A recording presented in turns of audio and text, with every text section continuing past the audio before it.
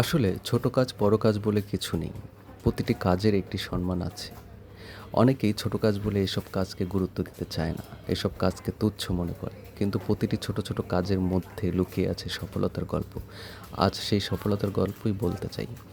এভাবেই হাতে পরিষ্কার করা হয় ১ম এ বোতলগুলো। বোতলগুলো আমাদের প্রতিদিন ফেলে দেওয়া ইউজড বোতলগুলো, পানির বোতল, জুসের বোতল, সফট ড্রিংকসের বোতল, তেলের বোতল।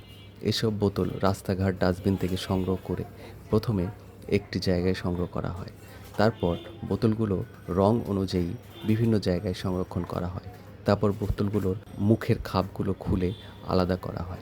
এইভাবে প্রসেসিং করার পর একটি মেশিনের মধ্যে দিয়ে চাপ দিয়ে বোতলগুলি ৯০ কেজি বান্ডিলে বাঁধা হয়। বাঁধা হওয়ার পর বোতলগুলি পূর্ণাঙ্গ রূপ পেতে বোতল কোম্পানি বা ফ্যাক্টরিতে চলে যায় এবং সেখানে রিসাইকেল প্রসেসিংয়ের মাধ্যমে বোতলগুলো তার পূর্ণ যৌবন ফিরে পায়। এই প্রসেসিংটি দেখতে অনেক সহজ মনে হলেও আসলে এটি মোটেই সহজ নয়।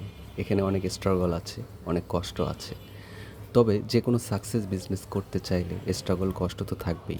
প্রফিট চাইলে সেখানে অবশ্যই স্ট্রাগল থাকবেই। সো আমি মনে করি এটি একটি পরিবেশ বান্ধব বিজনেস এবং এটি একটি সফলতার বিজনেস।